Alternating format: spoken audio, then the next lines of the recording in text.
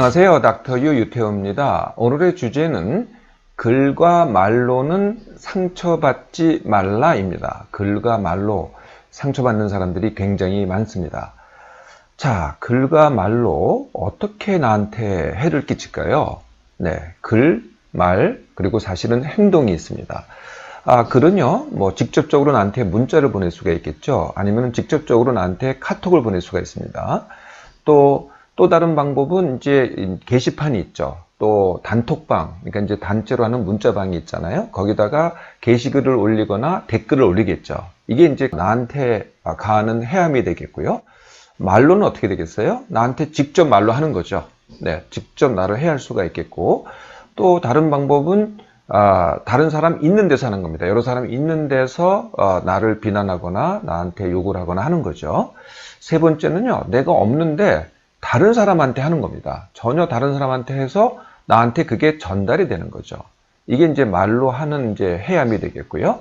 세 번째, 행동으로 한다. 네, 행동으로 하는 거는 이런 거죠. 괴롭힌다, 따돌린다, 나를 신체적으로 해한다, 아니면은 내 것을 뺏는다. 이게 이제 행동으로 나한테 해를 끼치는 겁니다. 그런데요, 그렇게 해를 끼치는, 누군가가 나한테 이제 해를 끼치는데 그 누군가가 누굴까요? 네. 첫 번째는, 당연히 내가 아는 사람일 수 있겠죠.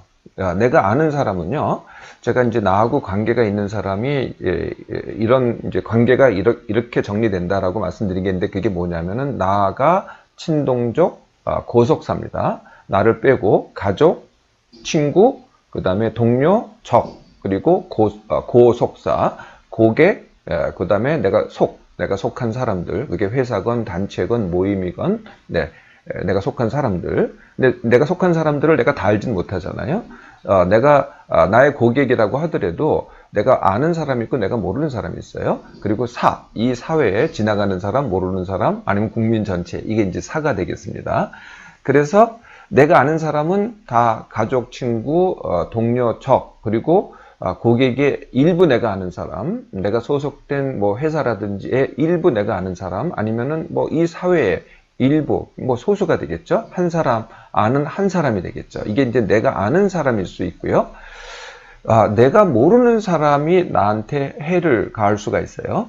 내가 모르는 사람인데 그 사람은 나를 알죠. 그러니까 나한테 해를 가하는 거죠. 내가 모르는 사람은 아까 제가 말씀드린 그런 관계는 아닙니다. 가족도 아니고 친구도 아니고 동료도 아니고 적도 아닙니다. 그런데 고객일 수는 있어요. 그런데 또 그러니까 소속이 같을 수도 있어요. 그런데 이제 모르는 거죠. 워낙 소속이 많은 사람들이 있으니까. 그리고 이 사회에 한 사람일 수가 있는 거죠. 이 사회는 우리 한국 사회라고 하면은 5천만이 있지 않겠어요? 네. 그래서 내가 모르는 사람이 나한테 가해를 한다. 네, 이게 이제 누가 나한테 가해를 하느냐가 되겠고요.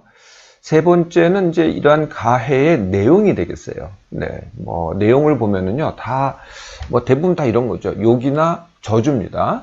그러거나 이제 그 약점의 노출이죠. 약점을 갖다 폭로를 해요.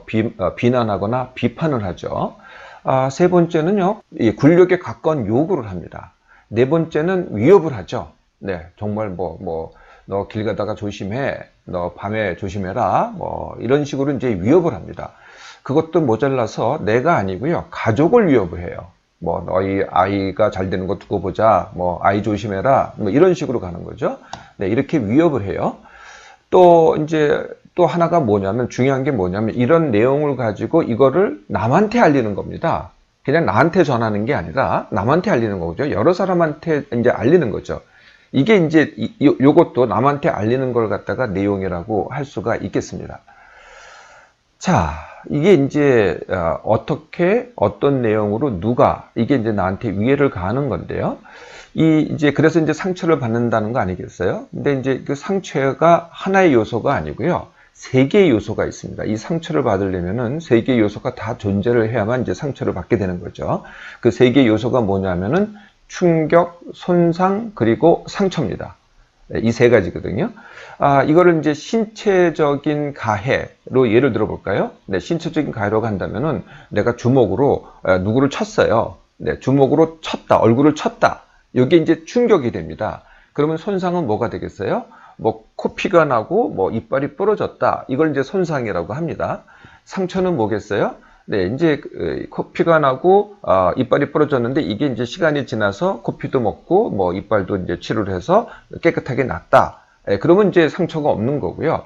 계속 그게 남아서 나중까지 그게 있다. 이게 상처죠. 네, 충격, 손상, 상처. 이게 다 이제 뭉뚱그려서 상처받는다 이렇게 얘기하지만 알고 보면 이렇게 세 개의 요소로 이루어져 있다는 거죠. 그런데요, 이 같은 충격이라고 하더라도 네, 이 손상과 상처가 다 다릅니다. 사람마다. 그러니까 똑같이 얼굴 한 대 맞았어요. 그런데 손상과 상처가 다 다르다는 거죠. 여러분도 아마 이거는 경험해 보셨을 거예요. 다 다르다는 것을. 그래서 어떤 사람은 뭐 조금 이렇게 쳤는데 코피가 나요. 어떤 사람은 정말 세게 쳤는데도 아무렇지도 않아요. 그러니까 손상이 없는 거죠. 네. 또 어떤 사람은 크게 다쳤는데 불구하고 상처가 깨끗하게 아물어요. 근데 어떤 사람은 별로 상처가 크게 나지 않았는데도 손상이 크지 않았는데도 나중에 상처가 계속 안 났고 계속 지속이 돼요. 이렇게 사람마다 다 다르다는 겁니다. 그래서 손상과 같은 충격이라도 손상과 상처가 큰 사람, 손상은 큰데 상처가 없는 사람, 손상은 적은데 상처가 계속 지속적으로 남는 사람, 이렇게 나눠지는 거죠. 네, 이게요, 네, 심리적인 상처도 똑같습니다. 네, 심리적인 상처는 이제 뭐 이렇게 물리적으로 이렇게 치거나 이런 게 아니고요, 행동으로 가는 게 아니죠. 뭐 나를 해치거나 뭐 내 것을 빼앗거나 이런 게 아니고 순전히 말로 그리고 글로만 하는 거거든요. 네, 이래서 이제 말로 글로 할 때 아까 이제 그게 뭐 위협이 되고 욕이 되고 저주가 되고 뭐 이렇다고 말씀드리지 않았어요? 네, 그게 이제 충격입니다. 근데 이게 마찬가지로 같은 충격인데 이게 손상, 그럼 손상이라는 건 뭘까요? 뭐 코피가 나고 이가 부러지는 거에 해당되는 건 뭐냐면은 그걸 갖다가 내가 접하고 놀라는 겁니다. 그리고 그걸 두려워하고 잠 못 자고 충격받고 힘들어하고 이게 이제 손상이 되겠죠. 네, 그럼 상처라는 건 뭘까요? 네, 그날만 그런 게 아니고 그게 뭐 며칠 그러다가 이제 말면은 이제 상처가 아무는 거죠. 그게 그냥 몇 달 가요, 또 몇 년 가요. 그리고는 다시 그걸 기억할 때마다 다시 또 그 증세가 되살아나요. 그래서 결국 어떻게 되냐면은 내가 일상을 못하거나 관계를 제대로 못하거나 아니면은 내가 하는 일, 그게 뭐 학업이 됐든 일이 됐든 뭐가 됐든 거기에 지장을 받아요. 네, 이거를 이제 상처라고 하는 거죠. 이걸 이제 심리적인 상처라고 하는데요. 역시 이 신체적인 상처하고 똑같습니다. 네, 그러니까 충격이 똑같다고 하더라도, 네, 똑같다고 하더라도 이게 손상이 다르고요. 상처가 다 다릅니다. 그러니까 손상과 상처가 다 큰 사람, 손상은 큰데 상처는 작은 사람, 손상은 별로 없는데 나중에 상처가 큰 사람. 네, 이렇게 다 다른 거죠. 처음에 손상이 별로 안 났는데 나중에 상처가 큰 사람을 갖다가 이게 이제 마음의 병 중에 하나로 충격 후 또는 외상 후 스트레스 장애라고 합니다. 이렇게 이제 다 다른 거죠. 이 상처는 이제 세 가지 요소로 이렇게 이제 구성이 되어 있는데요. 충격, 손상, 상처입니다. 근데 여러분들 한번 잘 보세요. 네, 이게 관계가 어떻게 되나? 네, 충격보다는요. 네, 손상과 상처가 대부분 다 큽니다. 네, 충격 자체는 사실은 미미한데 손상과 상처가 크다는 거죠. 그리고 손상과 상처가 크다 보니까 반응도 크게 합니다. 그래서 심지어는 어떻게 돼요? 네, 정말 말 그대로 자살까지 하죠. 그래서요, 충격 자체는 별로 크지 않은데 이 상처와 손상이 크니까 우리가 이제 이런 말이 있습니다. 그게 뭐냐면은 가해자 없는 피해자가 많다. 정말 그 가해자를 따져보면은요, 가해자가 없는 경우가 많고 가해 자체가 그렇게 크지 않은 게 많아요. 그러니까 충격이 크지 않은 게 많은 거죠. 네, 아니면은 뭐 가해자 자체는 자기가 가해한 사실조차도 모르죠. 네, 그런 정도로 미미한 건데 이게 이제 이 손상과 상처가 크니까 피해자가 굉장히 커지는 거죠. 그래서 우리나라에는 가해자 없는 피해자가 굉장히 많다. 그게 이제 손상과 상처 그리고 반응이 더 큰 겁니다. 그러니까 충격 자체를 볼까요? 네, 충격 자체가 이제 기껏 해봐야 글로 또는 말로 말을 좀 심하게 하기는 해요. 뭐 저주 가까이 하기는 하는데 그것이 이제 진정으로 이게 충격이 되려면요. 정말 이건 말이죠. 정말 글이죠. 진정한 충격이 되려면은 이거는 행동이어야만 됩니다. 네, 행동이라는 건 아까 말씀드렸죠. 물리적으로 나한테 손상을 입히거나, 나한테 신체적인 손상을 입히거나, 나를 진짜로 괴롭히거나, 나를 따돌리거나, 아니면요, 내 것을 빼앗거나. 이게 이제 진정한 의미의 충격이죠. 근데 글이나 말로 하는 거는요, 그런 그 충격이 아니거든요. 그러니까 충격 자체는 사실은 미미한 겁니다. 그런데요, 이 충격을 하는 이 가해자에 대해서 이 감춰진 진실이 있어요. 가해자가요, 뭐 진정으로 내가 저 사람한테 충격을 가하고 싶은 거냐? 네, 그게 아니라는 거죠. 우리말로 이제 심심풀이를 하는 겁니다. 다른 말로 하면 스트레스 해소죠. 네, 내가 이렇게 이제 심한 말을 올리고, 이제 격한 말을 올리고, 저주에 가까운 말을 올리잖아요. 네, 그러면 어떻게 되겠어요? 원하는 게 가학입니다. 누구를 괴롭히는 거거든요. 예, 보통 사람들은 이게 가학으로 말이죠. 이게 재밌지가 않아요. 근데 이런 분들은요, 가학을 하면은 재밌어요. 그 자체가. 네. 그래서 가학을 받는 사람이 가학을 더 당하잖아요. 더 크게, 그게 아프다 그러잖아요. 그러면 더 재밌어 해서 더 하죠. 네. 그러거나 내가 한 그 행위에 대해서 다른 사람들이 관심을 갖고 뭐 동의를 하든지 반발을 하잖아요. 이제 관심 끌기라고 그럽니다. 그러면은 그걸 좋아해요. 네. 그래서 이렇게 가학적인 가해를 하는 말을 올리거나 말을 하는 거가 이제 삶의 한 부분이 되는 사람들이 굉장히 많다는 겁니다. 그게 이제 가해자의 특징 중에 하나거든요. 그 자체가 재미라는 거죠. 그래서요, 진짜 만나서 이렇게 물어보잖아요. 너 정말 그럴 수가 있냐? 그러면은요, 별로 시큰둥해요. 네. 그러니까 그 자체, 내가 뭐 그런 글을 올리고 그런 말을 한 자체가 그 사람한테는 모든 것이지, 그 다음에 뭐 네가 얼마나 상처를 받았건 뭐 이거에 대해서는 별로 관심이 없는 겁니다. 자기가 그 행위로 해서 이미 만족을 했기 때문에. 또 가해자의 또 다른 특징이 있어요. 또 다른 특징이 뭐냐면은 하지 말라고 하면 더 합니다. 네. 하지 말라고 하면이 뭐겠어요? 그게 관심이죠. 근데 아까 제가 뭐라 그랬어요? 관심 끌기가 그게 재미기 때문에 관심을 주면은 더 합니다. 하지 말라고 하면 더 해요. 뭐 호소를 한다든지 지적을 한다든지 비판을 한다든지 그러지 말라고 한다든지 아니면은 뭐 고소를 하겠다든지 네, 이렇게 하면 일시적으로는 혹시 줄어들지 모르겠지만은요. 네, 결국은 또 합니다. 왜냐면 그게 재미니까요. 하지 말라고 하면 더 한다는 거죠. 네, 또 가해자에 대해서요, 또 숨겨진 진실이 또 하나가 있는데요. 그 가해자의 대부분이 알고 보면은요, 사실은 과거에 본인 당사자들이 피해자였다는 거죠. 네, 자기가 피해를 받기 때문에 그게 이제 남아 있어가지고 다시 남을 갖다가 괴롭힌다는 거거든요. 여러분들 그 범죄자의 대부분이 사실은 과거에 피해자였다는 거, 이런 사실은 들어보신 적 있죠? 이 글로 또는 말로 남을 갖다가 해를 끼치는 사람들, 즉 가해자들 대부분이 사실은 글이나 말로 피해를 당했던 사람들입니다. 우리말에 이런 말 있죠. 종로에서 밥 맞고 한강 가서 눈 흘린다. 이게 이제 더 확대됐다. 그러니까 증폭돼서 나타나는 게 요즘 나타나고 있는 것이죠. 그래서요, 이게 마치 전염병 같아요. 우리가 이제 전염병은 뭐 바이러스가 옮긴다, 뭐 세균이 옮긴다, 이런 거잖아요. 아닙니다. 이런 행위가 옮겨가는 거죠. 피해자가 다시 가해자가 되고, 가해자에 의해서 다시 피해자가 생기고, 다시 그 피해자가 다시 가해자가 되고. 그러니까 어떻게 돼요? 이제 그게 전염이 돼가지고요. 지금은요, 어떻게 보면 국민 전체가 피해자이면서 가해자입니다. 국민 전체가 비방을 당하고요. 국민 전체가 비방을 합니다. 네, 전체가 지금은 거의 모든 사람이 피해자이고 가해자가 된 셈이죠. 게시글이나 댓글에 대해서 또는 뭐 나 모르는 사람한테 얘기한 거, 말로서 나 모르는 사람한테 알렸다. 그러니까 이제 뒷담화라 그러죠. 네, 그래서 이제 전해 들으면은요, 또는 이제 그걸 갖다 우리가 이제 글로 보면은요, 세상의 모든 사람이 다 안다 이렇게 생각하기 쉽잖아요. 근데 그렇지가 않습니다. 실제로 그것을 보거나 들은 사람은요, 사실은 극소수에 불과합니다. 몇 명 안 됩니다. 잘 보세요. 몇 명이나 되나. 네, 많은 사람이 본 것 같지만 몇 명 안 된다는 거죠. 두 번째, 그 몇 명이 본 사람이요, 다 그 내용에 동의하는 게 아닙니다.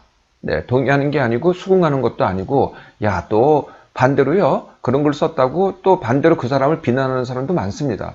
네, 사실 뭐 글로 올리는 사람도 있고 다시 그러니까 그 가해자를 갖다 다시 비난을 하는 거죠. 그런 사람도 있지만은 뭐 그걸 안 쓴다 그래서 다 동의하는 거는 아니라는 거죠. 이제 글과 말로 하는 뭐 충격, 네, 그리고 그 손상 상처에 대해서 잘 아셨죠? 자, 그래서 글과 말로는 상처받지 말기입니다.